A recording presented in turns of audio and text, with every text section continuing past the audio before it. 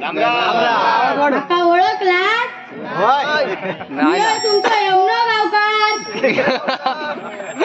एकदा काय झाला, गेला होता शिकारे, सगळीकडे सामसूम झालेला.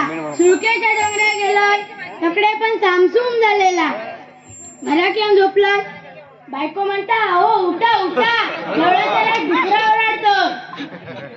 मी इथल्या पाटल्या जायची बंदूक आणि गेलोय, बघतोय तर काय अशी 7 डुकरा त्याला जात होती. डुकरा पुढं मी पाठी, डुकरा पुढं मी पाठी, मी पुढं डुकरा पाठी, मी पुढं डुकरा पाठी. त्यांना दमवलं, मग एका झाडी जाऊन बसली, घेतलंय बंदूक, ठाकन मारलंय. 7 डुकरा पडली, मी पण पडलो. 7 डुकरा पडली. बाजूक एक गोंठ्या गावलो, त्या गोंठ्यात भरले कोमून कोमून. माका झेपूक नको, निले वडत वडत. बायको म्हणता ह्याच्यात घालूक काया, गेलं दादाच्या दुकानात.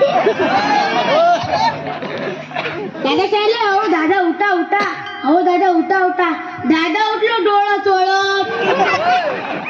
दादा सांगले तिशक नाळं दे. दादा दिला तिशक नाळं. दादा सांगितलं उधारी लिहून ठेवा, सकाळी देतोय. मग काय झाला, बायको सांगितले घाल रशा नाळं. बायको म्हणता खाशाल त्याच्यात ना.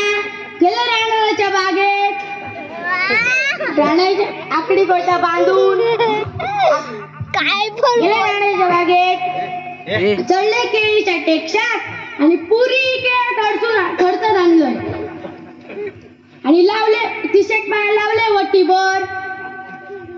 मग काय झाला, बायको झाले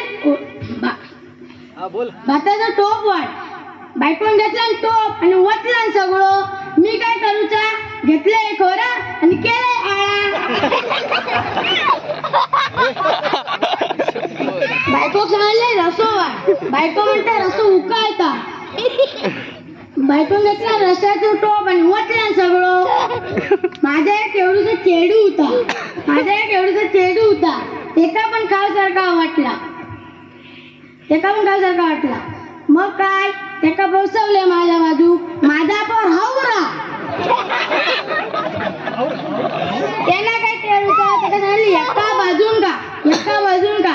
त्यांना काय करूचा, पुरा आळा फोडून टाकला, आळा फोडून टाकला. तर माझा हाऊरिलो वाहून गेला, तर माका खरंच गावना. म्हणून मी तुमच्याकडे आता इलोय.